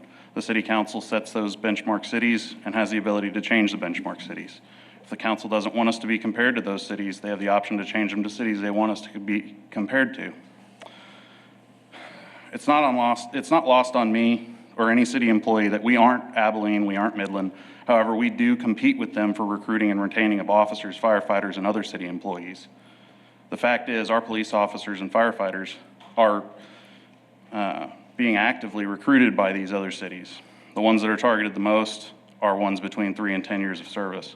Coincidentally, those are the officers that are furthest behind their peers in the other cities. Our 5-year officers are paid just under 77% of the average of the benchmark cities of a 5-year officer in another city. Our pay scale is essentially an upside-down bell curve where the officers between 3 and 12 years are paid under 80% of the average of their peers in benchmark cities.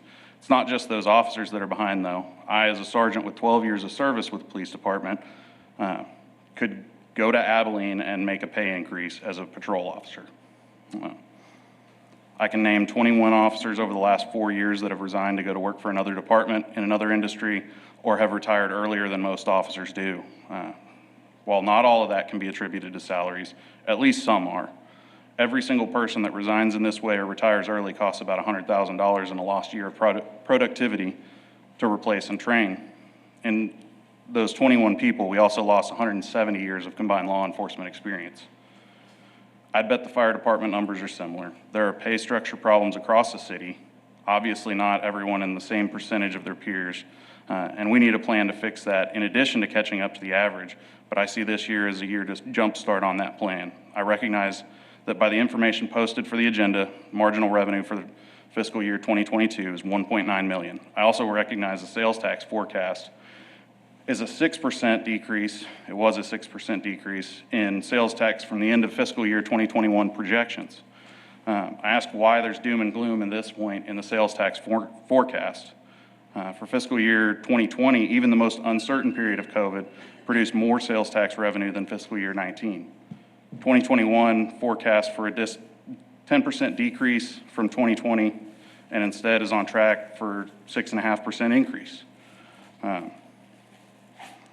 I asked for a flat sales tax forecast that would provide an extra $1.3 million in marginal revenue, and a flat sales tax is still conservative, given what the economic status appears to be. For the last 4 years, roads, water, and economic development have been heavily invested by the city. I applaud the council for doing those things as they were needed. I'm asking for an investment in city employees and the ability to recruit and retain them. A flat tax forecast and putting marginal revenue into pay increases and pay structure changes for city employees will begin to make city competitive again.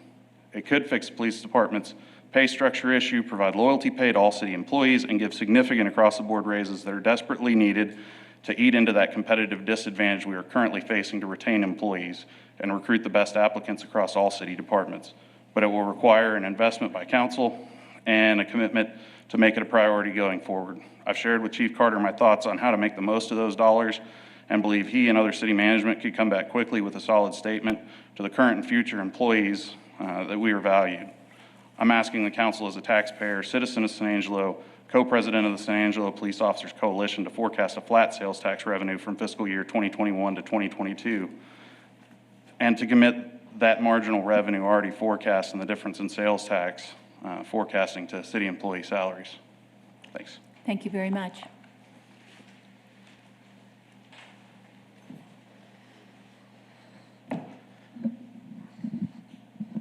I don't want you to have to ask me to put this down. We just want to hear you. You've already asked like 3 people to pull it up, and I don't want to go there. I am Mason Matthews, single member, District 6. I'm also the president of the San Angelo Firefighters Association. As Jeremy mentioned, a lot of our numbers are the same, and I'm not going to go through it again. I want to thank you for the opportunity to address you here today and to speak. And I want to thank Mr. Kendrick for the work that he did in the presentation that he gave this morning. Clearly, there was a ton of time and work that went into that. We spoke, just like Jeremy said, we did our own wage comparison surveys. I know what kind of time goes into that. I just want to thank him so much for the work that he did to put that together. I love the city of San Angelo, and the only thing I love more than the city of San Angelo is getting the opportunity to serve the citizens of the city of San Angelo. I'm not alone in this sentiment, as over 900 city employees show up to work every day and work hard for our citizens. This plan and presentation is about showing our employees that we are valued and appreciated. This attempt to keep our salaries being evaluated and a proactive plan of maintaining our salaries at a competitive level is needed to maintain our city continue at the high level that it already is. Great employees should be proactively retained, and great employees should be recruited to join our team.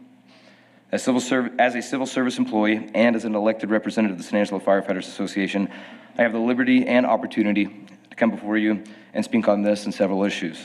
There are many city employees that do not have that luxury.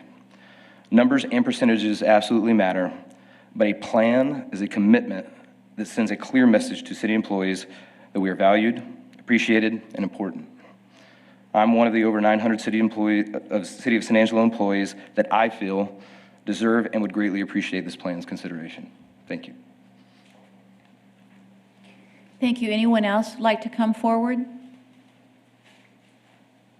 Okay. With that, we will ask for an adjournment. Move we adjourn, Mayor. Second by Lucy. I suspect no one's in a opposition, so meeting adjourned.